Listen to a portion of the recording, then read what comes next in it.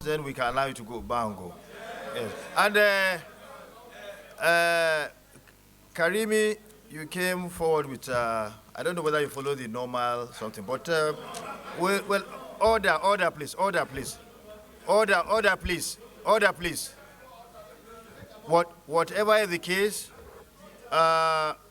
this is an opportunity for nominees to explain, to showcase themselves. Then later we'll come to the confirmation approval.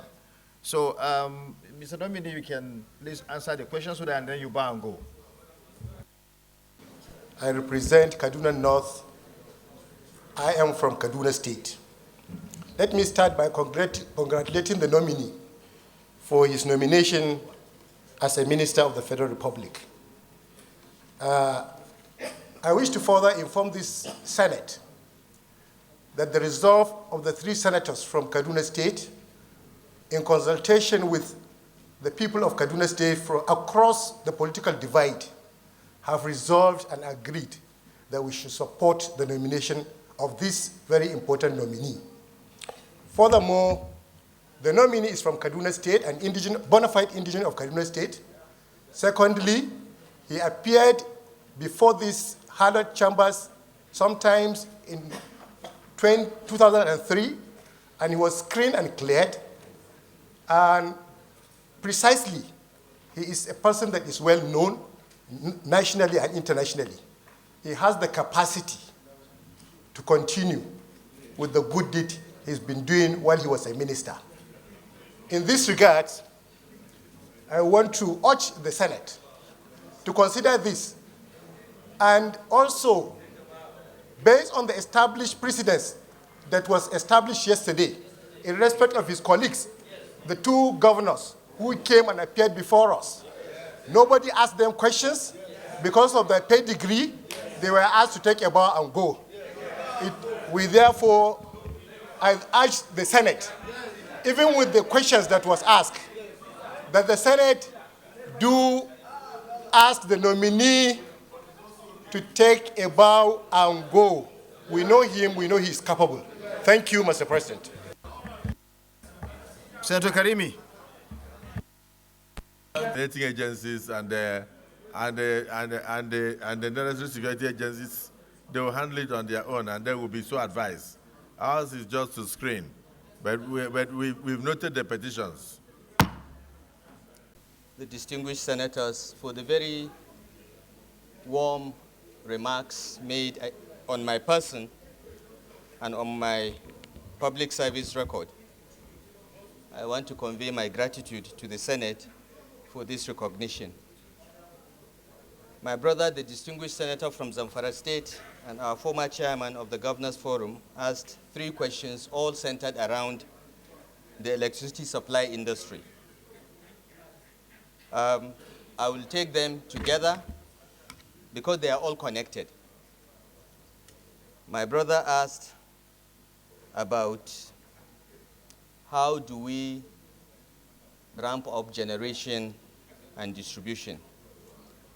What do we do about the privatized discourse and the issues of subsidies and illiquidity around them, and the various guarantees that have so far costed the government more than 1.6 trillion after privatization?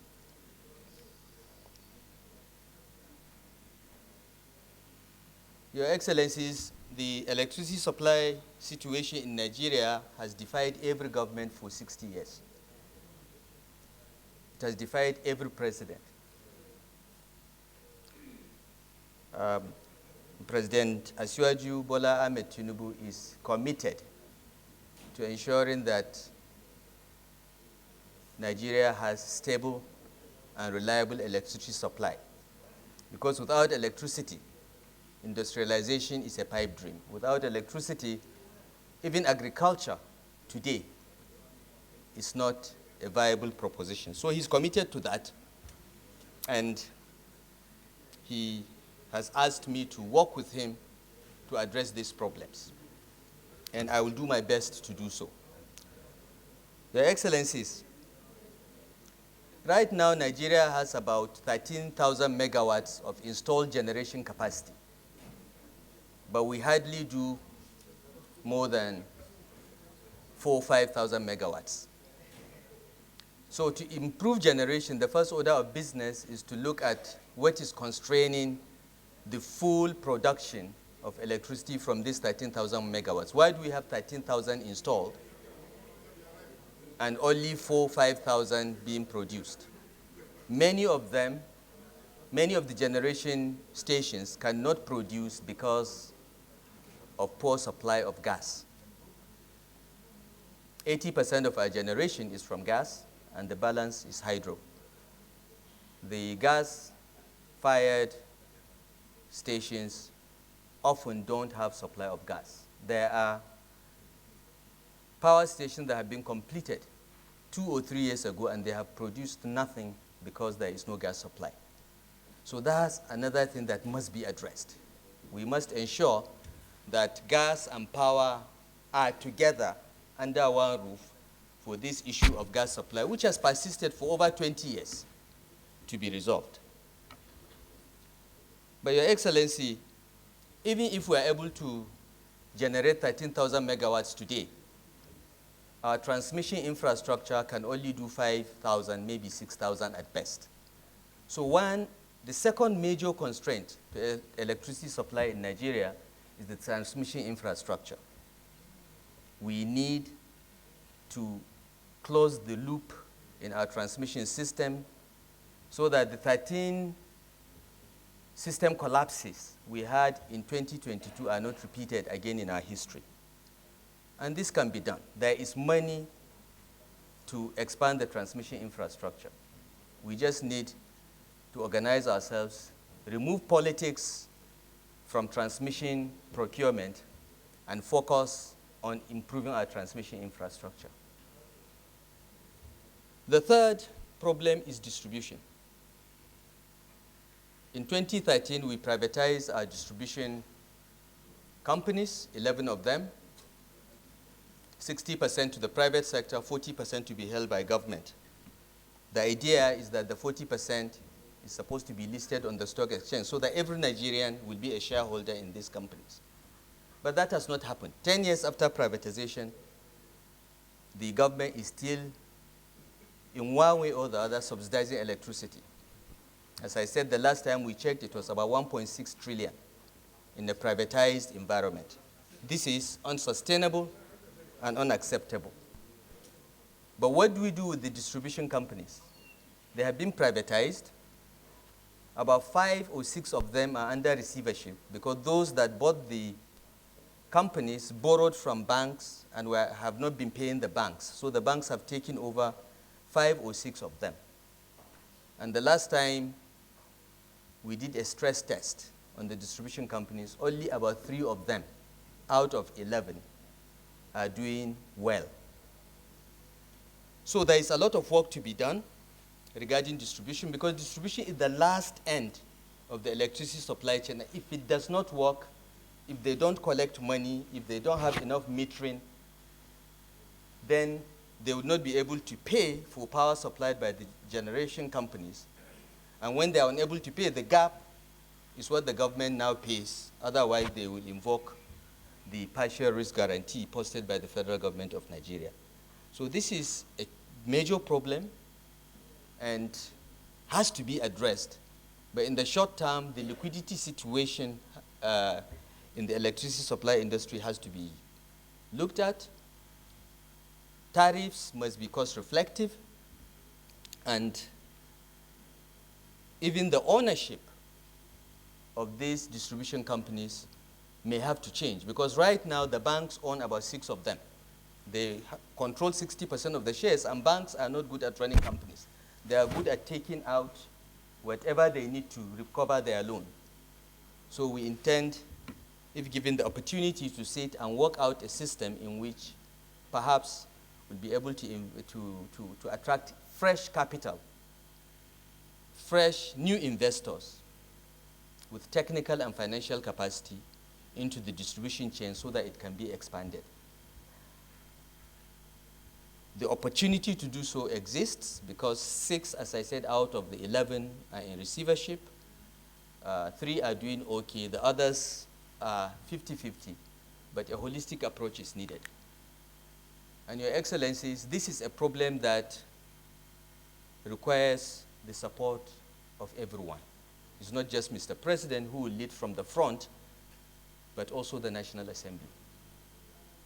Certain amendments to the Electricity Act 2023 may be needed. Certain amendments to the Petroleum Industry Act 2021 may be needed to bring this sector to align so that we provide Nigerians stable and reliable electricity. The President's vision is that within 7 years, we will not have power outages in this country. The President is saddened by the fact that countries like Benin Republic, Cameroon, Niger, our neighbors that are smaller countries, have reliable electricity. You don't see power cuts in these countries yet. With all our resources and our capabilities and the quality of people we have as a nation, we are unable to provide electricity to our households and our businesses. And he's committed to working with everyone to ensure that this happens. And I urge the National Assembly to be a partner to make this happen. There are many parts of Nigeria that are not covered by the grid. The new Electricity Act provides the states with greater involvement now in the electricity supply industry. And what is happening in the world provides an opportunity for Nigeria to attract a lot of resources into the renewable energy sector, utilizing solar, wind, and even nuclear. And we are not ruling out using our coal reserves to establish power stations that will constitute the base load for the stability of the power system. So all options will be looked at. Metering is a big issue. A lot of progress has been made by some of the distribution companies in the last 3 or 4 years with the support of the Central Bank and the World Bank. And every house should be metered. Every household, every business should be metered. Estimated billing is not acceptable. But in addition, Your Excellencies, distinguished senators, Nigeria must take a hard stance against those that steal electricity, those that get electricity by diverting cables and not paying. We must take a hardline stance if this sector is to work. A lot of advocacy is necessary because, as the distinguished senator correctly pointed out, people believe that water and electricity should be free. They are social services. They are not. They cost money to produce. The least you can do is to pay back for the cost of production. And if you're handing it to the private sector needs a return on its investment over and above the cost of production.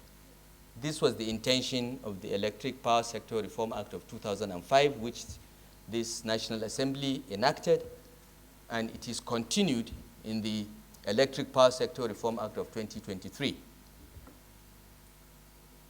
I hope, Your Excellency, I have responded to all your questions. Distinguished Senate President, I would like to say 1 or 2 words before I leave. The distinguished senator from Kogi talked about a petition against me.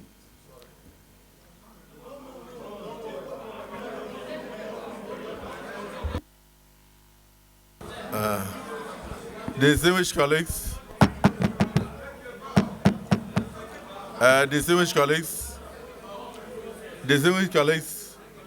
perhaps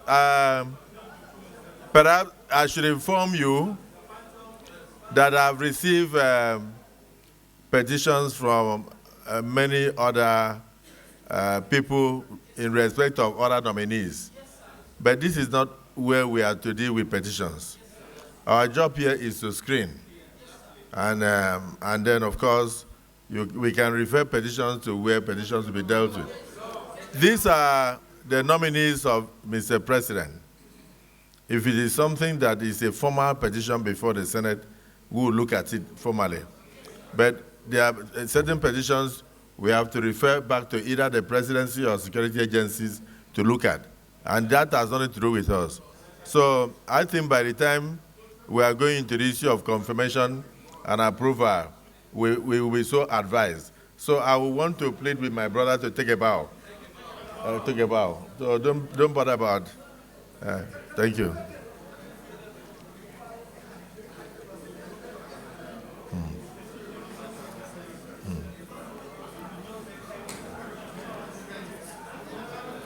Okay, thank you, sir. Thank you. Thank you.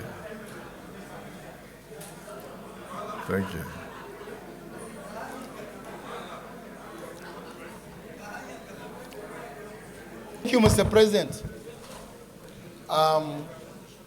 As said by previous speakers, Nasuiru El-rufai is well known to all of us, Nigerians, and in fact to the international community. And as agreed by all of us, he has done very well in all the offices occupied, from DG BPE to FCT Minister and two-time Governor of Kaduna State. I had a question before, but given the President said by this Senate yesterday regarding the two other governors who were asked to take a bow and go, I want to join my colleagues to insist and to request that he should take a bow and go. Let me say. Yeah? Take a bow.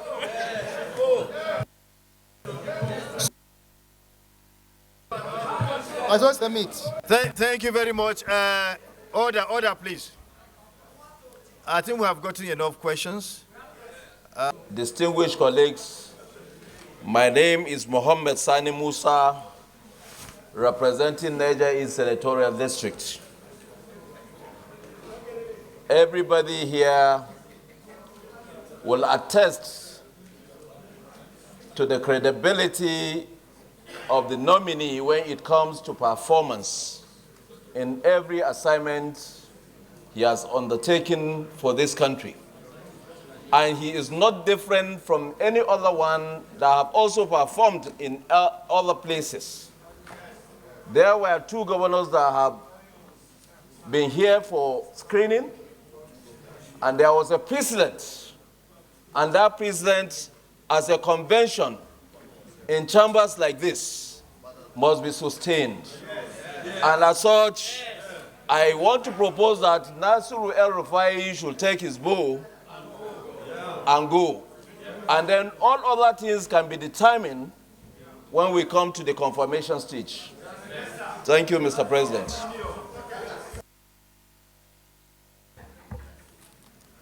Senator Danjuma Goji.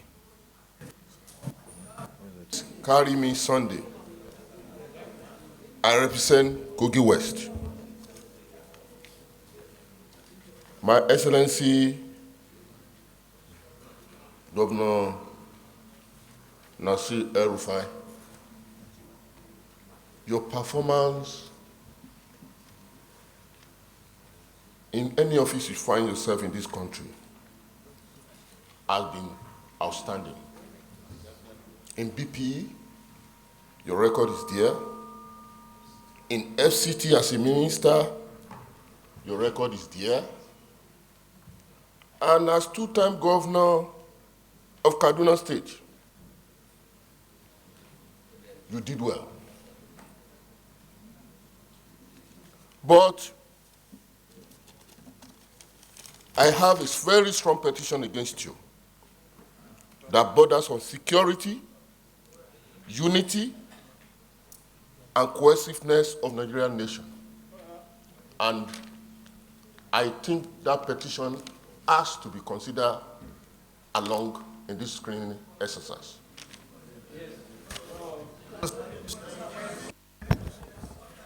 Senator Sani Musa. I have just 3 questions. Number 1, if you are confirmed by the Senate and eventually Mr. President see you deem fit to assign you in the energy sector of power, understanding the serious situation of our energy situation and the power situation in Nigeria, what do you intend to do to improve the generation and distribution line? Sometime in 2016-17, federal government planned to increase generation to 7,000. So our situation, even if we have 7,000 megawatt, we don't have a distribution line to carry it all over Nigeria. 7,000. So if you are, Mr. President give you a portfolio in the power sector, what do you intend to do to balance between what we are going to have as increment towards the reserve knowledge in the issue of generation and distribution? That's number one. Number two, you and I, we have the same opinion when we are there. And I believe you know what I'm talking about. That on the issue of privatization of discourse, we have some opinion. If you get there, how do you want to intervene between the receipt, the outflow and inflow of generation and the book balances in the issue of payment? Because we are a kind of in double jeopardy. At any point in time, we are out of subsidy of oil. But I'm happy that I had sometime in January or February this year, the federal government backed out in the issue of paying subsidy to energy. So how do you intend to balance that? Because the generation, when it's sent to disco, the generation don't lose their money in any way. They go straight to get their funds from the guarantee given by the federal government, instead of guarantee given by the discourse. That's number two. The last one, Mr. President, the nominee is still on the discourse. We knew that the global practice, water, power is not a social kind of program given just for free. But in Nigeria, reverse is the case. We are looking at it as a social services, which is not. So this discourse in place where I and you in those days, we have done a lot of work as a part of our responsibility in governance to improve the supply. But for them to take even a clerk who will be collecting funds for them to remit back to the generation, they are not doing it. And we know it can go on ultimatum that no need for any other person. As we're doing our phone, we're taking our phone. In the house, you meet about 6 people with the telephone site. A minimum of at least 5,000, 6,000 per set. And also we recharge every week at least 300, 1,000. So if we put the whole family, that they're having their meters, what do you intend to impose this discourse to put automatic a kind of a plan whereby your own people, public of Nigeria, will be shortchanged on giving established bills instead of going pay as you earn. You get the service, you pay. As we are paying in our phone, we pay service and we get access to service. So what do you intend to do on this? Thank you, Mr. President. Senator Khalil. Distinguished senators of the Federal Republic of Nigeria, my name is Nasuiru El-rufai. I am standing before you as a result of being nominated to be a minister of the government of the Federation. I was born about 63 years ago in Daudawa, a village in Katsina State. And I attended primary school in Daudawa and Kao, Kaduna.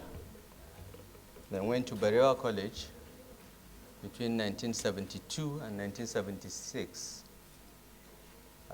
Completed the West African School Certificate and went to Ahmadu Bello University, where I graduated in 1980 with a degree in quantity surveying. 2 years later, I went back to school to get a master's in business administration from the same university, Ahmadu Bello University, Zaria. And a year later, completed a postgraduate diploma in computer science. Subsequently, in years ahead, I got a law degree from the University of London and NLB from University of London, a master's in public administration from Harvard University Kennedy School of Government. I started my business as a consulting quantity surveyor in 1981 after completing my youth service in Ogun State, and I served in Abeokuta with a company called George Wimpy Nigeria Limited, then building the Oyan River Dam. I worked for a few months, the construction company building the ABU Teaching Hospital before establishing the quantity surveying consulting firm, El-rufai and Partners. The firm still exists. It's one of the largest quantity surveying firms in the country. It's being run by my partners. I left the firm since 1998 when I was asked by General Abdulsalam Abubakar to be one of his policy advisors after the death of General Sani Abacha. During the handover to President-elect Obasanjo, the President-elect promised me that he would want to invite me to work with him when he takes over, and he did. I was appointed the Director General of the Bureau of Public Enterprises, where I was tasked to kickstart the federal government privatization program, which had been suspended since 1993. During that period, for the next 4 years from 1999, I was in charge of the program. And it was during this period that we privatized most of the banks, commercial banks, cement, sugar companies, vehicle assembly plants. And we also designed and steered the reforms in key sectors like telecommunications, which turned out to be quite successful. We also started reforms in the electricity supply industry and oil and gas. In fact, the first draft of what turned out to be the Petroleum Industry Act was drafted by the BPE when I was in charge. Some of the distinguished senators here were either in the House of Representatives or in the executive branch, like distinguished Senator Goje, who was Minister of State for Power. We all worked together to steer these reforms ahead. I was then appointed Minister of the Federal Capital Territory after confirmation by the Senate. So this is the second time I'm coming back to these distinguished chambers. The first time was 20 years ago, in 2003, when I was confirmed and appointed Minister of the Federal Capital Territory. I administered Abuja for 4 years, and thereafter I went back to school. That's when I acquired my law degree and my MPA from Kennedy School of Government. I came back to Nigeria after a short period of exile in May 2010 and joined the CPC under the leadership of General Muhammadu Buhari. Eventually, the CPC, of course, merged with other parties to form the APC. And I'm proud to say that I'm one of the founding members of the APC. I'm one of the 37 first set of officers that signed and filled the INEC form that got the All Progressive Congress registered. And I've remained a member since then. In 2015, I was elected the governor of Kaduna State and re-elected in 2019. Your Excellencies, this is a short summary of my life, my education, experience, private sector and public service career. Thank you, Mr. President.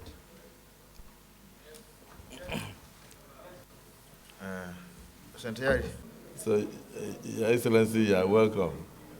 You may wish to add a few, just a kind of summarized version of your resume. And then thereafter take questions from the distinguished senators. The floor is yours. Your Excellency,